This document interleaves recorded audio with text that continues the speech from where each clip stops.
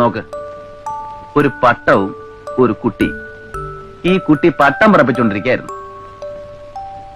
പട്ടം ഇങ്ങനെ പൊങ്ങി പൊങ്ങി ആകാശത്തിലൂടെ പറന്നുകൊണ്ടിരിക്കുകയാണ്.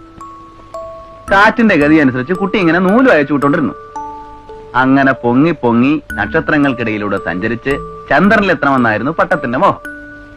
അപ്പോഴാണ് ഒരു കിളി ഇങ്ങനെ പറന്നു വന്നത്. എന്ത് കിളിയാ മാഷേ? എന്ത് കിളിയാ തനിക്കിഷ്ടം? തത്ത. ശരി, എന്നാൽ ഒരു പച്ച തത്ത തന്നെ ആയിക്കോട്ടെ. ഒരു തത്ത ആ വഴിക്ക് പറന്നിങ്ങനെ വന്നു.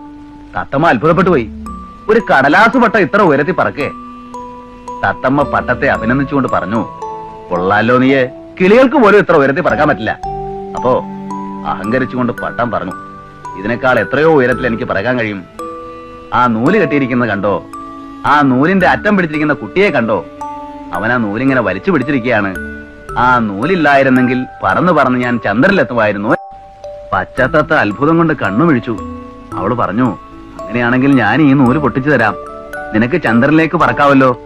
അപ്പൊ പട്ടം പറഞ്ഞു, എങ്കിലൊന്ന് വേഗം മുറിച്ചു തരൂ, ഈ കുട്ടി എന്നെ എന്റെ ഇഷ്ടത്തിന് പറക്കാൻ സമ്മതിക്കുന്നില്ല. തത്ത നൂലറുത്തു മുറിച്ചു. നൂല് മുറിഞ്ഞപ്പോ എന്ത് സംഭവിച്ചെന്നറിയോ? നിയന്ത്രണം വിട്ട പട്ടം തലയും കുത്തി താഴേക്ക് താഴേക്ക് വന്ന് പതിച്ചു. ഒടുവിൽ അതൊരു ചെളിക്കുണ്ടിൽ വന്ന് വീണു. പാവം കുട്ടി അത് കണ്ട് കരഞ്ഞുപോയി. നന്നായുള്ളൂ. എന്ത്? ആ പട്ടത്തിന്റെ അഹങ്കാരം.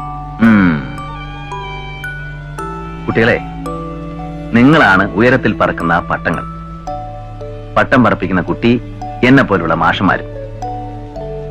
എത്ര ഉയരത്തിലും നിങ്ങൾ പറന്നോളൂ, ഞാൻ അയച്ചു തരാം.